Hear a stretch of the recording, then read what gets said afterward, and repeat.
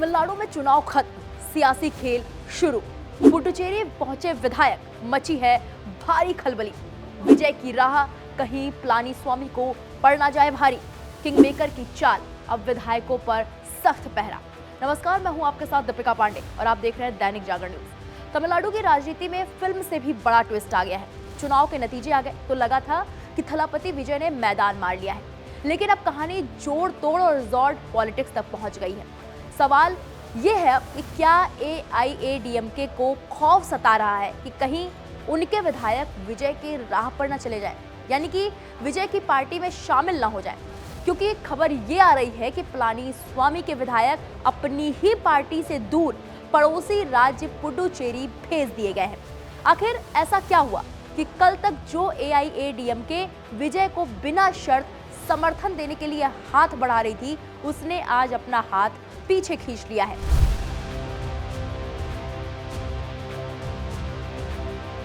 तमिलनाडु की 234 सीटों वाली विधानसभा का गणित इस वक्त किसी सस्पेंस थ्रिलर जैसा है।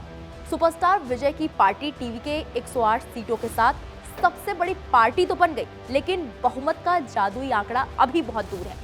ऐसे में AIADMK के मुखिया एडेप्पादी के पलानीस्वामी ने बड़ा दिल दिखाते हुए बिना शर्त समर्थन का हाथ बढ़ाया। जीत के बाद सुबह से बातचीत शुरू हुई, लगा कि सरकार बन जाएगी। पलानीस्वामी का खेमा इस उम्मीद में था कि विजय उन्हें सम्मान देंगे, लेकिन दोपहर होते होते कहानी बदल गई। विजय के खेमे से खामोशी छा गई। मीडिया रिपोर्ट्स की माने तो विजय ने पलानीस्वामी के प्रस्ताव पर कोई जवाब ही नहीं दिया। कहते हैं ना कि राजनीति में खामोशी के कई मतलब होते हैं। यहाँ विजय की खामोशी ने AIADMK को ये सोचने पर मजबूर कर दिया कि कहीं उनका समर्थन हल्के में तो नहीं लिया जा रहा। तभी एंट्री होती है कांग्रेस की। 5 विधायकों वाली कांग्रेस ने विजय को सशर्त समर्थन का ऑफर दे दिया।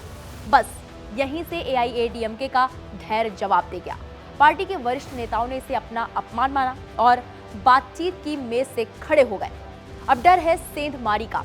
AIADMK को डर है कि कहीं उनके विधायक विजय की राह पर न चल दे या फिर कोई और बड़ा खेल न हो जाए।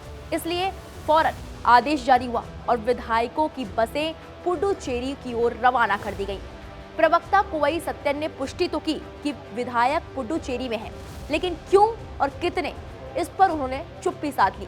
साफ है, पलानीस्वामी अब अपने राजनीतिक अनुभव का इस्तेमाल कर रहे हैं। वो जानते हैं कि अगर विजय ने उन्हें नजरअंदाज किया है तो अब अपने कुनबे को बचाना ही उनकी सबसे बड़ी प्राथमिकता है।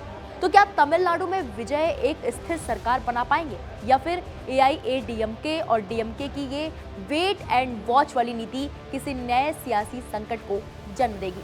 फिलहाल सबकी नजरें पुडुचेरी के उस ठिकाने पर हैं जहां तमिलनाडु की किस्मत के मोहरे कैद हो गए हैं। वही खबर आ रही है कि टीवी के चीफ विजय ने राज्यपाल से मुलाकात की है। समाचार एजेंसी ANI की रिपोर्ट्स के हवाले से बताया गया है कि इस दौरान राज्यपाल अरलेकर ने तमिलनाडु में नई सरकार बनाने के लिए विजय को बहुमत साबित करने के लिए कहा है। फिलहाल अब देखना यह है कि विजय कैसे सरकार बनाते हैं। इस पूरे मामले पर आपकी क्या राय है, हमें कमेंट बॉक्स में जाकर जरूर बताइएगा। बाकी बड़ी खबरों के लिए आप देखते रहिए दैनिक जागरण न्यूज। नमस्कार।